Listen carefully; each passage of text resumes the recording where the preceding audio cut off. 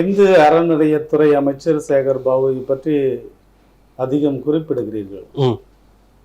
உலகத்தின் மூத்த மாந்த இனத்தையும் மூத்த மொழியையும் கொண்ட ஒரு மாநிலத்தில் அங்கு உறையும் கோவில்களில் வழிபாடு என்பது தமிழிலும் நடத்தப்படும்னு இவர் சொல்றாரு. இதற்கு எதிரான கண்டன குரல்கள், எதிர்ப்புகள் வலுவா எழும்புறதை நீங்க பார்த்து வரீங்க. தமிழில் குடமுழுக்கு நடைபெறுவதற்காகவே ஒரு இயக்கத்தையும் இப்போது ஒரு அரசியல் அமைப்பையும் தோற்றுவித்து நடத்தி வருகிறீர்கள். ஒரு தமிழகத்தினுடைய ஒரு அமைச்சரே இந்த கோவில்களில் தமிழிலும் நடத்தப்படும் என்பது தமிழர்களையும் தமிழ் மொழியையும் அவமதிப்பதாகத்தானே இருக்கிறது.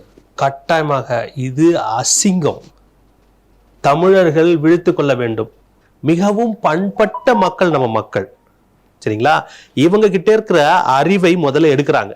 எப்படி எடுக்கிறாங்க அப்படின்னா, குலக்கல்வி பிரச்சனையை குலக்கல்வி முறைன்னு கொண்டு வராங்க, மெக்காலே கல்வி முறையை கொண்டு வராங்க. இதுக்கு முன்னாடி நம்ம படிக்கலையா? ஏங்க 3000 வருஷத்துல நீங்க 3000 வருஷம் கூட கிடையாது. இந்த மெக்காலே கல்வி முறை இப்பதான் 100 வருஷம் 200 வருஷம் இருக்கும்னு நினைக்கிறேன். 250 வருடங்கள் இருக்கு இல்லைங்களா? அதுக்கு முன்னாடி நான் தமிழர்கள்னா என்ன இதுவா இருந்தாங்க? உலகத்துக்கே வழிகாட்டல.